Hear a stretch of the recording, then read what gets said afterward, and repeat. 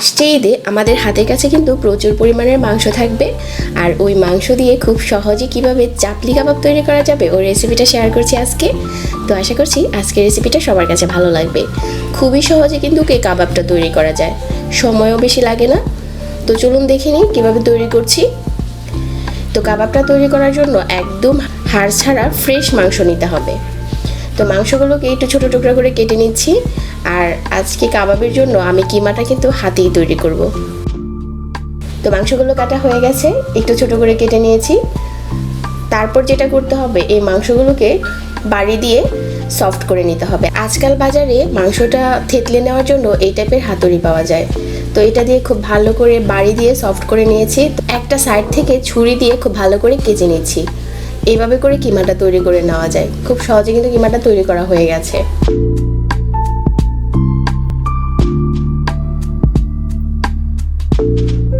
তো এখানে আমার 1.5 কাপের মতো কিমা হয়েছে। তো এটা দিয়ে আজকে আমি চাপলি কাবাবটা তৈরি করব। তো চলুন তৈরি করি। এখন কিমাটাকে একটা বাটিতে নিয়ে নিলাম, পরিমাণ মতো লবণ দিয়ে দিচ্ছি, আর 1/4 কাপ দিয়ে দিচ্ছি পেঁয়াজ কুচি।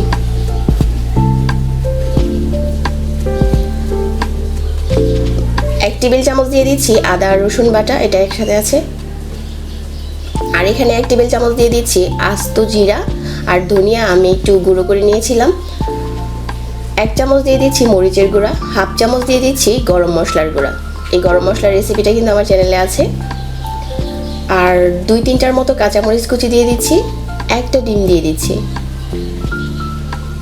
আর দিয়ে দিচ্ছি এখানে 2 টেবিল চামচ কর্নফ্লাওয়ার। কর্নফ্লাওয়ারটা হাতের কাছে না থাকলে ময়দা দিয়ে দিবেন। 1 টেবিল চামচ দিয়ে দিচ্ছি টমেটো সস। বাস হয়ে গেল। এখন এগুলোকে খুব ভালো করে হাত দিয়ে মিশিয়ে নিতে হবে।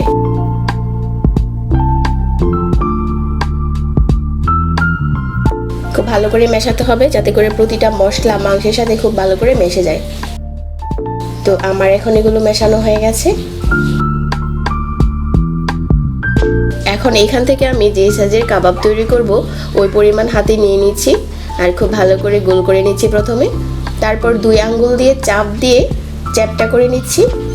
চাপটি কাবাবগুলো দেখতে এরকমই থাকে। যতটা সম্ভব পাতলা করতে হবে যাতে করে খুব তাড়াতাড়ি ভাজা হয়ে যায়। হাত দিয়ে চেপে খুব সুন্দর করে পাতলা করে নিতে হবে প্রথমে, তারপর 2 আঙ্গুল দিয়ে চাপ দিতে হবে। তো এভাবেই সবগুলো বানিয়ে নিচ্ছি। তো এখন চুলায় একটা প্যানে তেল গরম করে নিয়েছি। তেলটা কিন্তু খুব বেশি গরম হয়নি, খুব বেশি গরম তেলে ছাড়লে কিন্তু উপরটা পুড়ে যাবে, ভিতর থেকে কুক হবে না। তো মিডিয়াম আঁচে তেলটাকে গরম করে নিয়েছি। তো এখন কাবাবগুলোকে উল্টে পাল্টে ভেজে নিতে হবে। আর যেহেতু আমি এখানে ডিম দিয়েছি তাই কিন্তু তেলের মাঝে কিছুটা ফেনা উঠবে, ওই ক্ষেত্রে একটু পরপর উল্টে চেক করে দেখে দেখে তারপর ভাজতে হবে। কিছুক্ষণ পর কাবাবের কালারটা কিন্তু চেঞ্জ হয়ে গেছে। আমার এখানে 7 থেকে 8 মিনিট লেগেছে এগুলো ভাজতে। তো এই পর্যায়ে এগুলোকে উঠিয়ে নেওয়া যাবে, খুব ভালো করে হয়ে গেছে। খুব সুন্দর কিন্তু একটা কালার চলে এসেছে। যখন দেখবেন এরকম কালার হয়ে গেছে তখন একটা একটা করে তেল ঝরিয়ে উঠিয়ে নেবেন। তো এই কাবাবটা তৈরি করা একদম সহজ, আর খেতে কিন্তু অনেক মজার। আসছে ঈদে হাতের কাছে তো প্রচুর পরিমাণে মাংস থাকবে, ওইটা দিয়ে এই চাপলি কাবাবটা তৈরি করে ফেলবেন। আশা করছি আজকের এই রেসিপিটা সবার কাছে ভালো লেগেছে। এরকম আরও সহজ রেসিপি পেতে চ্যানেলটিকে সাবস্ক্রাইব করে রাখবেন। আর এতক্ষণ ধরে আজকের রেসিপিটা দেখার জন্য অনেক ধন্যবাদ জানাচ্ছি। সেই সাথে আজকে বিদায় নিচ্ছি। আল্লাহ হাফিজ।